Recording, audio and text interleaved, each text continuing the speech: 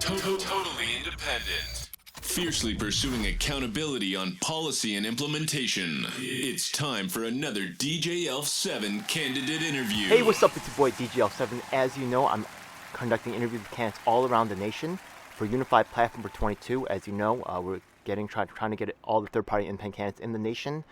We even have some Democrats and Republicans possibly supporting this particular idea, but really it's to take on the duopoly and the corporate messaging that's over there and in control, right? It's super annoying. So we have actually a Libertarian candidate with us today, but I'll let him introduce himself. Go ahead. My name's Erik Gerhardt. I'm the Libertarian candidate for U.S. Senate. I'm pro-guns, pro-peace, pro-liberty, and freedom and justice for all. Okay, cool. So you're running in Pennsylvania. That's cool. Have you run for office before? I ran for president in 2020 on the Libertarian ticket. I think there was about 22 of us on the Libertarian ticket that year. And I had no name recognition. I only just got involved with the party back in 2019, so nobody really knew me. But somehow I still managed to get between 3 and 6% out of all the states that I visited. Okay, being a candidate sometimes really does boost your name recognition amongst people. So hopefully that is something that's been attended to somewhat, right? Your name did sound vaguely familiar to me, but I made a lot of connections during the run. A lot of the other presidential candidates chose regional positions here in PA or got board or chair positions. So well, I recently actually joined the Libertarians, right? Because I think that you guys are really there's so many essential like censorship issues and things going on, right? Which makes the Libertarians actually quite relevant for these particular times, and I think that they're also the best, the most winningest party in the nation. So the fact that you're familiar with those things gives you a better shot, right? So that's pretty cool, man. All right, so running for Senate, right? Go ahead. A little bit of different perspectives is what's needed. I mean, like you said, the duopolies got a chokehold on the system, and we need real, inspiring individuals who have the merit and the will to do the job and not just get the position and be a glorified yes man. I mean, we see some of the other senators and stuff like Manchin, he's standing up for what he believes is a moral cause and not doing something that would be bad for the people with all these increasing social programs. We need more people like that on both sides of the aisle. And on the third aisle, which if I get included in that, then I'm just going to show all the corruption that I can find to the American people. Let them decide for themselves, as it is their right in a democratic order to vote those people out. Okay. So the thing is that, right, you sound pretty politically astute, right? You ran for president once before, so you've been around the game a little bit, right? So the thing is, the House of Representatives seems like it was an easier race to win, right? You only have to, like, control, like, a local region versus the whole entire state. Also, the senators also have more money behind them usually for their races. So, there's a significant challenge running for Senate versus House. Why did you choose to run for Senate? Sorry, somebody keep calling me while I'm doing this. But can you hear me? Yeah, I can hear you. Okay. Yeah, well, I mean, it is a more heavy hitter race. I mean, you're allowed up to like 45,000 when running for president, you're only allowed up to like a $2,800 per person per annual year. So, I mean, the numbers and the stakes are way higher up. It is statewide, so it's not like county by county, little local stuff. So, I mean, I have a plan to get my name out there and people to be able to see me throughout the whole state, planning different events, trying to get different endorsements through different things. I'm not going to say who. I have a couple of endorsements already, but I'm going to wait until I get the nomination, until I release all the endorsements, and then, just go out there and take some names. If one state has a decent shot, right, I think Pennsylvania has a good shot because you guys have won a bunch of seats there. You seem politically active there and seem pretty knowledgeable about what's going on over there. So, Sam, I think, did an interview with me about the. I see it as a heavy seat for everybody because I mean Pat Toomey's retiring, so I mean that's an open seat, and pretty much everybody other than Fetterman is an unknown in the government. But I mean, Fetterman, I mean when I get to go see him, I'm going to ask him flat out, like, are you going to release the list of the elderly people that died through the COVID restrictions when you put them from the hospital straight to nursing homes. I mean, to me, that's manslaughter right there, premeditated, and that's a serious question that needs to be answered. And he was complicit in that, being lieutenant governor. And can he handle that heat? And so we're going to find out. Okay, I have four. I have some partners that I work with in the political field, as you know, right? It's essential to build coalitions in order to win in this political thing.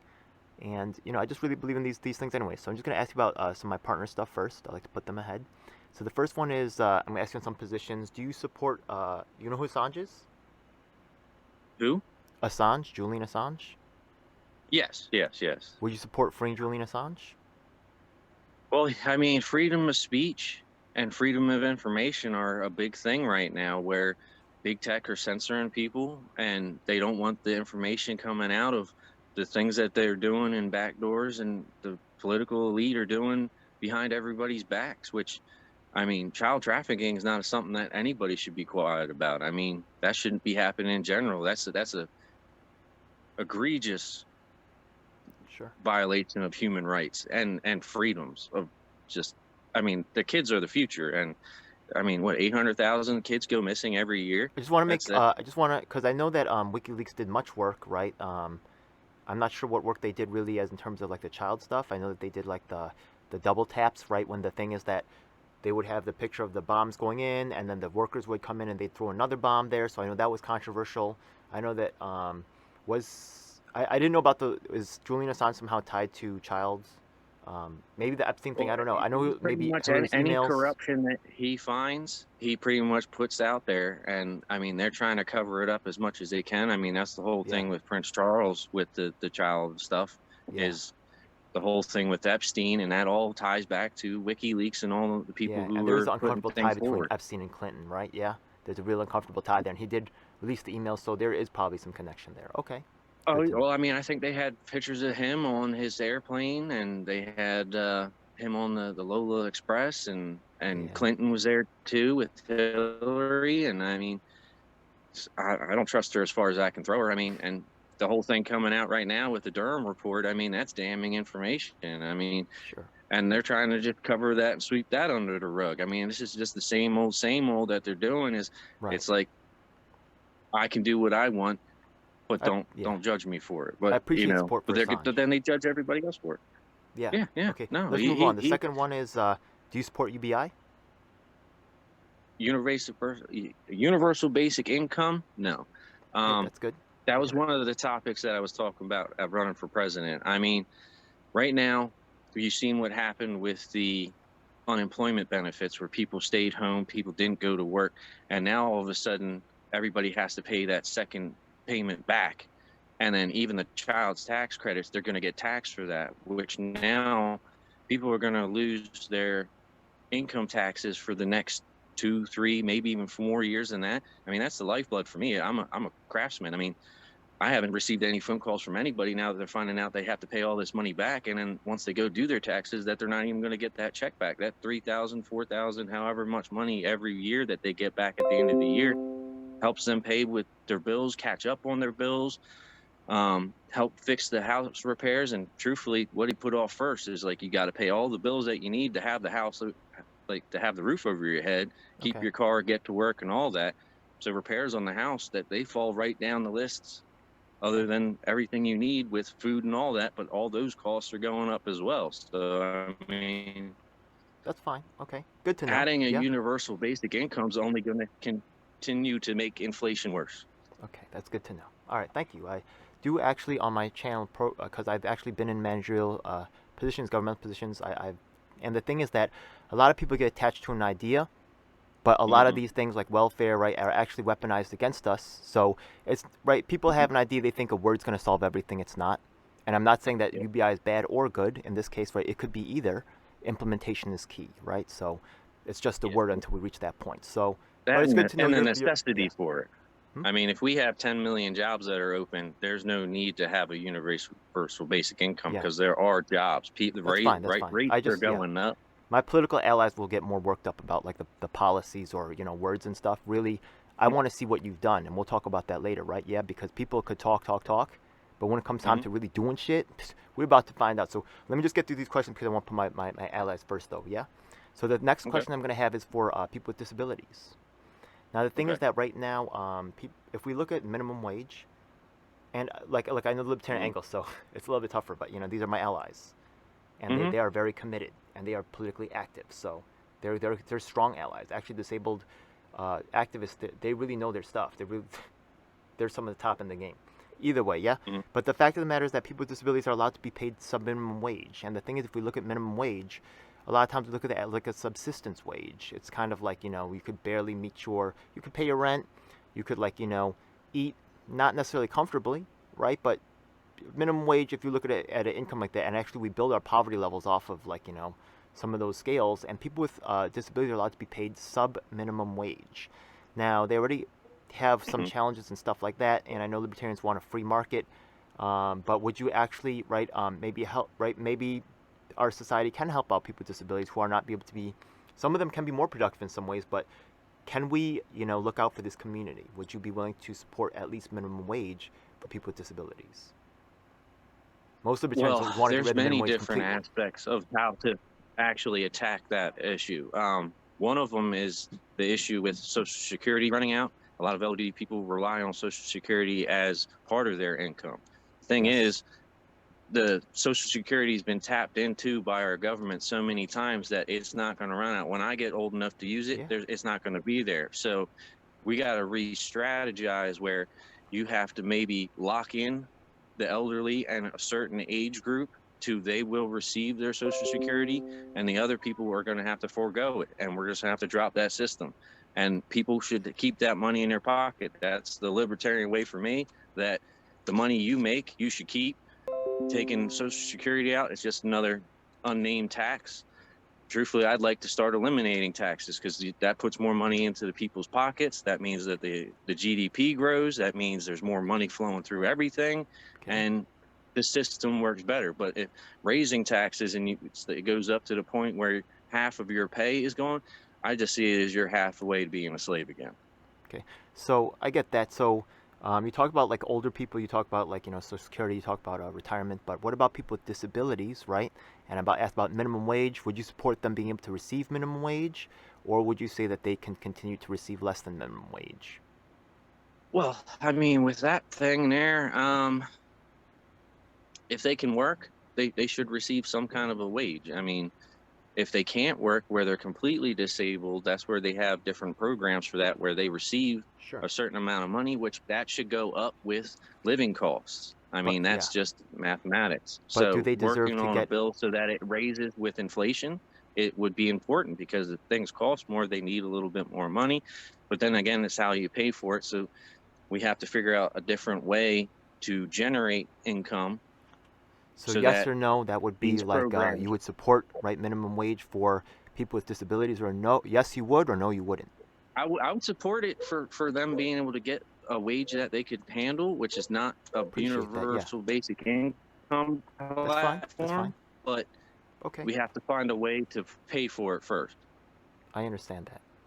Right? There's different ways that could be approached, but you know, just the fact that you know, it's some of them are really want to do the job. Some of them actually are experts in the field, and that's a different category. But that's I'm sure they'll be glad to hear they that. Could always go into a teaching role. That would help, wouldn't it? I mean, having them be in a teaching profession. I mean, look, that's really I have different opinions about that. I'm actually a tutor, and the fact of the matter is that too many of our teachers are allowed to just be anything, right? A lot of our teachers suck, and our education system is shambles. I'm Asian American.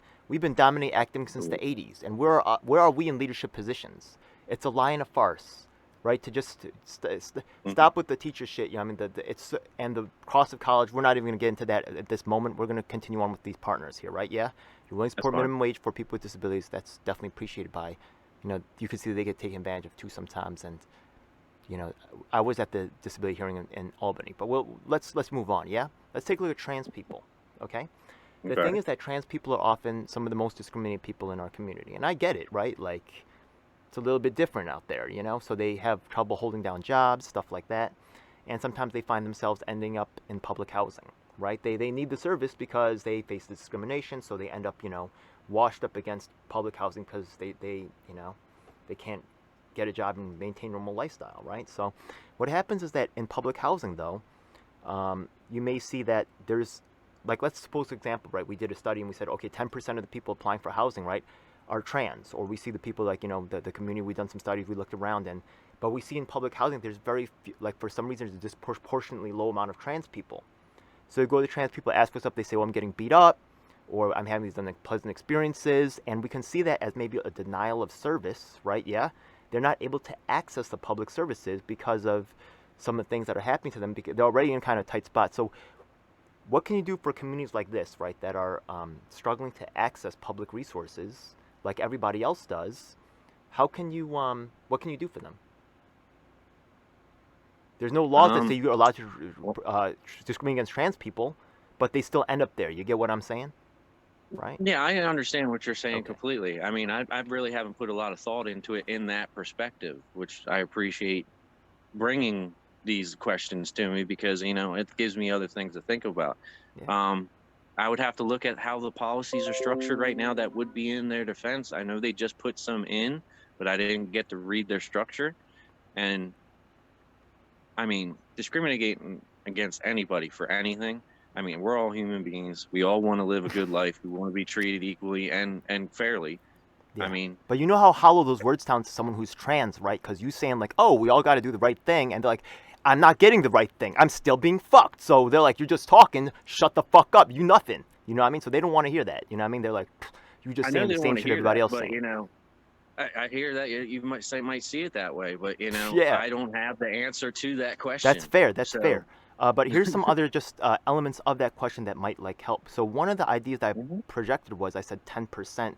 This has a possible quota solution, but we know quotas can be problematic, right? Because people are using these measurement systems to try to ascertain the problem, but then they don't want to use these measurement data like to find the solution, which can be problematic. Some people have suggested putting all the people who are trans in one building, so they're not like but that could be considered ghettoization. Like taking all the Segregate. you take all the black people in an area and you stick them in one neighborhood. That could be politically controversial. So, and the idea of quotas, right, being used as or not being used, right? Yeah, then there has to be some other solution presented. So it lets us really examine what your approach is and how thorough you're going to be about taking care of these at-risk communities or communities that are on the outside that are looking hungrily in, right? Or just Mhm. poor people. We're looking at the rich people saying, when am I going to get my fair shot? And what does this guy really know? You know what I mean? So, Mhm. but I appreciate it, right? It is a unique spin on it. Yeah. Okay, Well, let's yeah, go. easily. Yeah. So now I'm going to cut over to some other angles that are just a little bit more open, and I think that this is actually a strong one for libertarians coming up right here, right? Yeah. Listen, the COVID thing is crazy, right? A lot of people wondering about what's going on. They're wearing masks all over the place, right? They're getting. The Geneva Convention says no medical. No, the Geneva Convention itself says no medical procedures without informed consent. Yeah. What's your take on And this whole even COVID HIPAA law. situation? Go ahead. Well, I mean, it goes against state HIPAA laws, even Pennsylvania state constitution, saying that you have to tell anybody your medical status for anything. Not, I mean, they just banned people or we just opened back up with the mandates down the city from face masks and vaccination cards to go into public restaurants. Now, that's Philadelphia, and other parts of the state are completely different. Like, I'm an essential worker, so I've been working out in this since the beginning. And I did wear a mask at the very beginning just for precautionary reasons. But then after a while, I just realized it was complete bullshit. So I just stopped and I didn't get sick. And that, truthfully, then it becomes the whole libertarian freedom thing, because anybody who is forced to do something that's against their their personal purview and freedom is just tyranny. I mean, especially if they're healthy. I mean, that's nothing less than tyranny. And to have the little kids have it done to them, I mean, that's child abuse. They have mental issues that they're being studied now. They lost years of schooling, which you can't get that time back in their most precious years of learning. Kids who wanted to go to college and start jobs, I mean, they missed out on scholarships. They missed out on opportunities for sports. I mean, everybody over the spectrum has suffered from this. And it just goes to show, like, just giving a little bit of an inch and they take a mile type deal is what the government type does. And I'm not for that. I'm for anything that allows you to choose the best course of action for you. Okay. All your freedoms all the time. So, right. So the thing is that people are gonna want to see, like, you saying the right things, but a lot of people say the right things, and then, So, what are you most proud of accomplishing? What have you accomplished in the political field, right? I don't want to hear about your family, right? Not that not they're not relevant, but the fact of the matter is that, right, I'm proud of I have my kids, and that's what I'm most proud of. Nah. What have you done as someone in governance, right? What have you done in terms of political or activist stuff that makes me, right, have more faith? What have you accomplished in this whole thing? I was part of the Don't Tread on Philly rally and march down What are you in most proud of Philly. accomplishing, right? Maybe you participate in this, participate in I that. mean, Tell me where you shined and just tell me what you did. where I shined is pretty much, when I go out and do these events and talk to people, and I'm just myself. I'm Sure. genuine. I will answer your question. If you ask me a question, I'm going to answer the question to the point of the question. I'm not going to talk around the question. I want to give you an answer, and I'm going to give you an answer. That's something that the rest of these politicians don't do. That's what you're going to get from me. That's where I feel I shine the most. That's awesome, dude. Now, just so you know, I actually go also, and I'm one of the things that I'm really passionate about is fighting corruption. And as a Mhm. YouTuber, as a fucking activist, and as a political fucking person on the scene, it makes my life extremely difficult. Yeah. I can name names. A lot of people, right, when they're asked to name corruption, they'll talk about the shit that everybody else talks about, right? But Mhm. if you've really been battling corruption locally, right, you could say, oh, look at fucking Pelosi. Oh, look at everybody knows about that shit, right? Yeah. Have you ever Mhm. confronted corruption in your own fucking life, right? Yeah. Or personally, are you ready to name names locally and say, you know what, this is a problem, and this is what I'm gonna fix when I get in there? Well, I was talking about this with somebody else of what I could do as a builder to help fix policies in the state. So what I've seen through my 20 years in construction is that the big builders, they cut corners so horribly, and the homeowners pay for it. And they only give you about a week or two to inspect the property, but most problems won't be addressed or show up for maybe a year. And at that point, you might have a house that the foundation's cracked and you have floods coming through your walls and stuff. I just had a development built right down the street from my house, and they didn't seal the outside of the concrete foundation, but they backfilled everything. So there's no tar protecting the outside of the concrete. So So the water whoever that just, company is, they in trouble once you get in, because you're gonna be calling them out and holding them accountable for fucking up, right? oh yeah, yeah. And it's a really big builder. Who And is I that mean, builder? Name. You have nothing to lose THP, now. Fuck it. Call it out, right? Show us you a fighter, and not just a oh yeah. talker. Show us. Who are Well, they? I mean, Who is this company? it's THP and those builders around here that they keep going out of bankruptcy because they just do horrible work. They built multiple developments right in my area, and they go bankrupt. They take people's money, and then they come back with a new name or a new LLC or That's a something like beautiful that, and then thing, they man. just keep building. I appreciate you taking It, that stand, man. A lot of people are scared to do that, right? Yeah. A lot of people can't do it. They have to oh, just go to some fucking shit that everybody else did because they have no fucking idea. So, it's nice to know what you're really getting. Yeah. All right. Cool, man. So there's Now you said you come from the building. Other people have this government thing is a wide-ranging thing, right? People specialize in mhm. different aspects. So I don't expect you to know everything about everything. Like honestly, when people talk about like modern monetary theory or some shit, my eyes glaze over. I'm like, what the fuck, what the fuck you talking Yeah, about? Some random ass shit, right? Yeah. So yeah. what field do you come from, and what specialty does that really help you as in terms of, right, the task that you're going to be expecting to do as a senator? Well, I come from construction. I've been doing it for 20 years. I started working for my dad as an apprentice when I was 16, of which right off the bat, he put me in a leadership position where I was running the crews, I was dealing with the clients, and then less than like 2, 3 years after I started for him, I started doing bids and stuff. So, I mean, I was working with the clients, negotiating deals, negotiating prices, um, making it work on a budget. I mean, that's one thing I think our government doesn't do properly is actually come up with a physical plan with a price point at the lowest bid, not just a magic check with a mystery number, and then we'll deal with that later because we don't have the plan yet.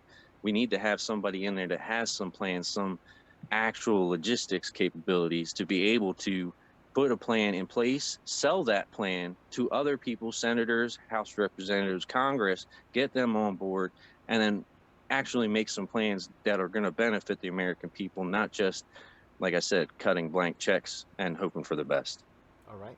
What do you think is you know, the best way that you can help Pennsylvania? And once you get in, right, what are some of the first things you're going to do? Well, I mean, like I said, I'm going to defend everybody's freedoms. They should have the freedom to choose their lifestyle. I want to help with the rebuilding of the education system.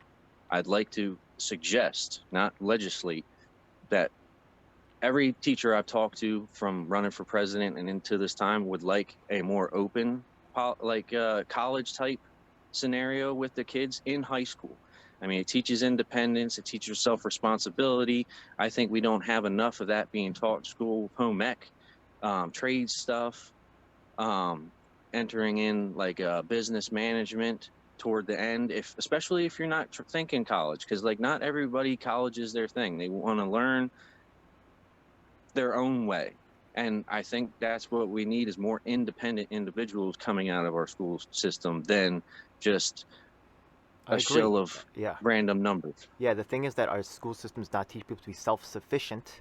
It teaches them to be dependent on a broken and corrupt system, right? It's ridiculous. Yeah, look at my people. We've been dominating academics since the 80s. Yeah, I'll tell you, it's a fucking ripoff, bro.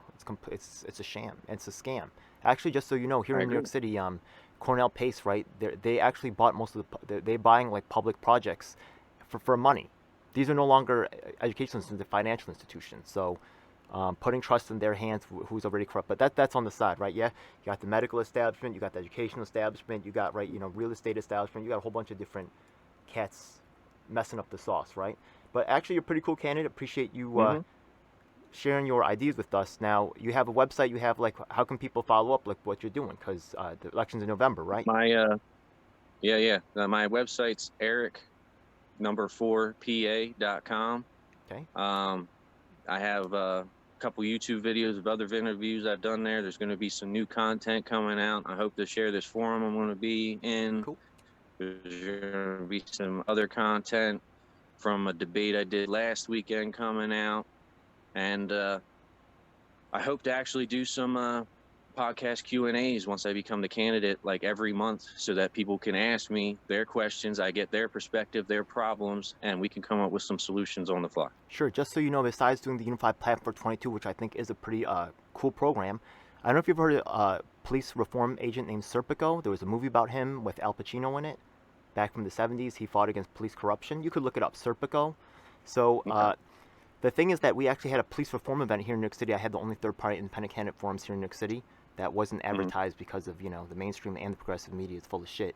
But yeah, but the fact of the matter is that we actually had the blessings from Serpico, who actually instituted something called the Knapp Commission here in New York City. Al Pacino actually played Serpico in the movie, so he's a pretty well-known individual. So we might have a police reform event and be able to have something like that, or I'm also working public housing, people with disabilities. We might be able to have other forums on this issue and get you next to other high-profile candidates. Increase your chances. Honestly, Pennsylvania is fucking doing incredible things in the libertarian community.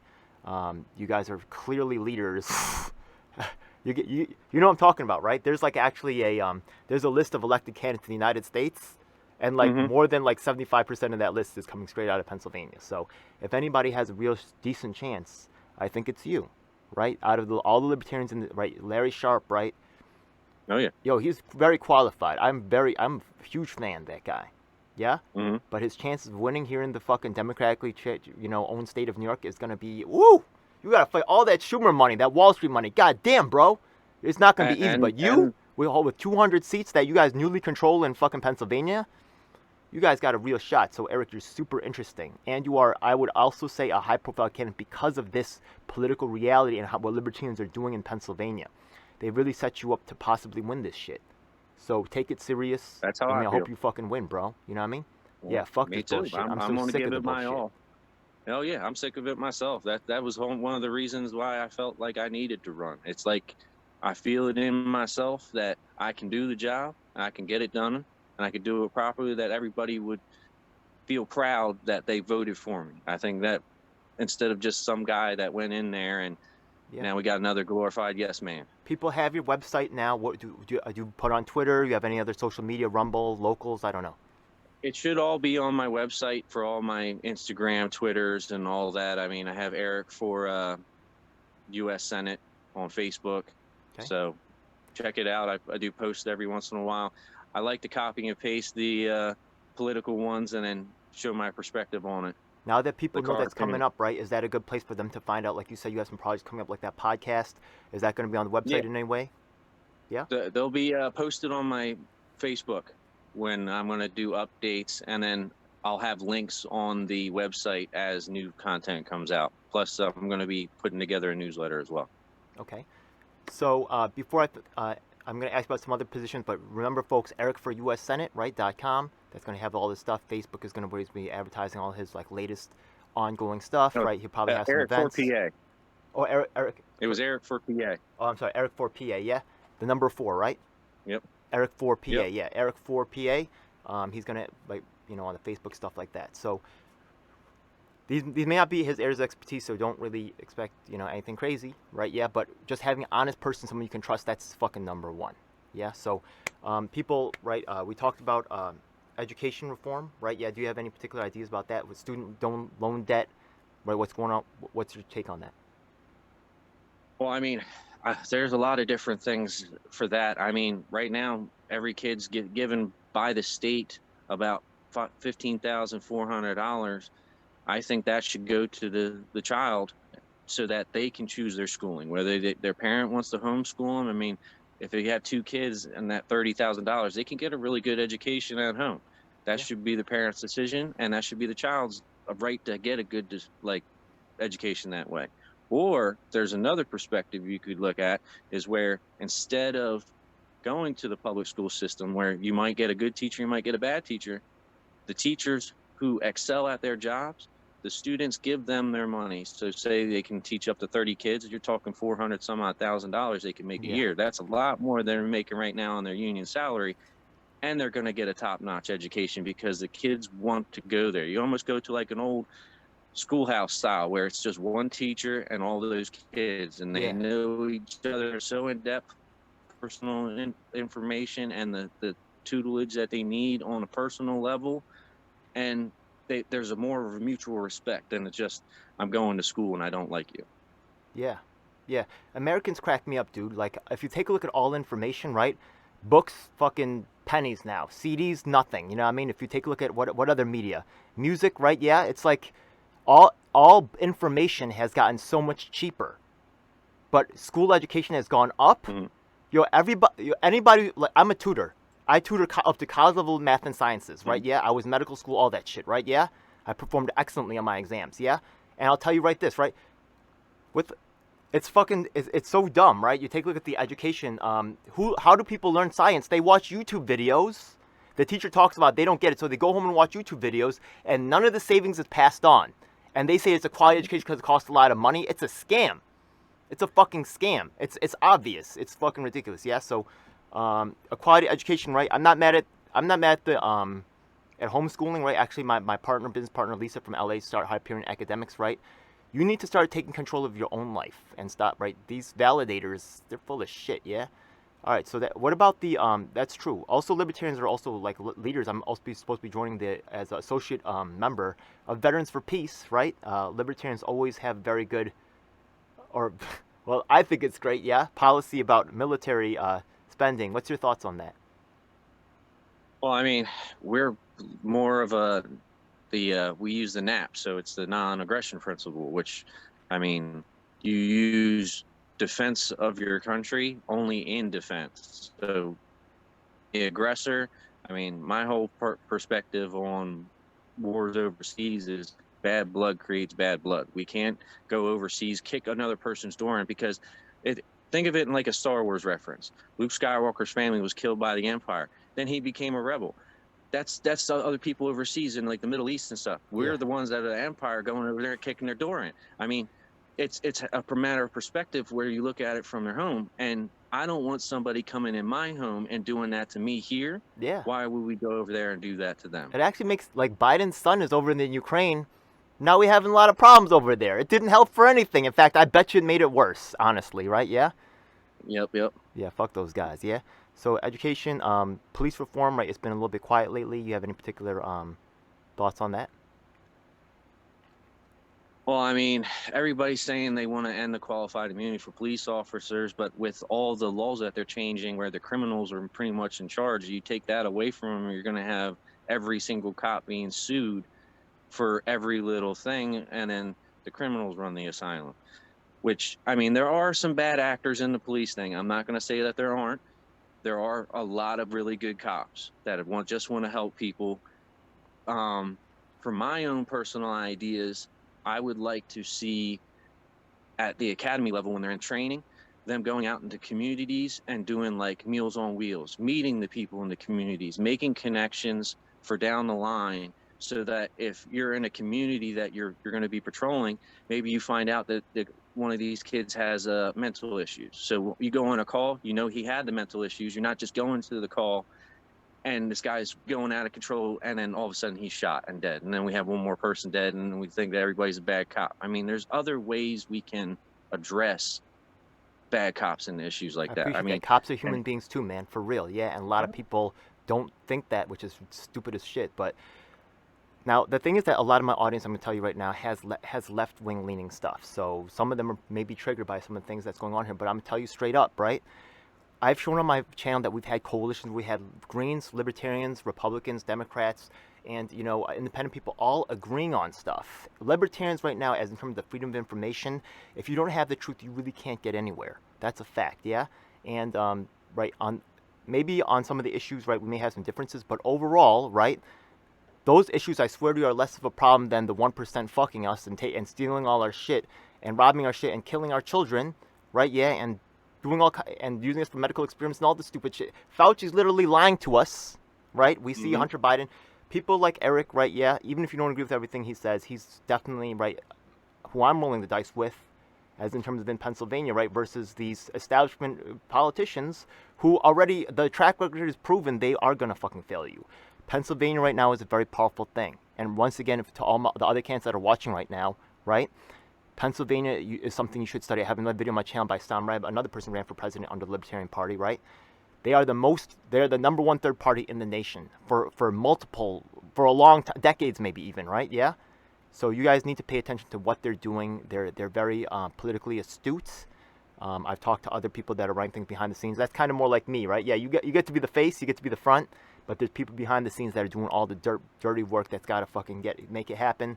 Those corporate campaign consultants work for the Democrats, Republicans that control shit decade after decade. We're our own fucking force behind the scenes trying to make it happen for brothers like you, Erik. So keep your head high. You know what I mean? People like me will try to create the conditions to allow you to make that happen. And all the people that are watching, once again, your lefties, right? Some of the things he might say, I understand the concerns, right? But the number one problem is the fucking corruption. Straight up. Yeah? Yep. Anything else you want to share with us before we go? I'll be pulling in some other speak soon, right? Yeah, we may be pulling all the candidates together that I've got from across the nation into one call. We may have specific things to dedicate to like disability issues or police reform issues and giving people a chance to shine. Also on my Slack on dgl7.com, there are one of the candidates was from the Parks Department, has police experience.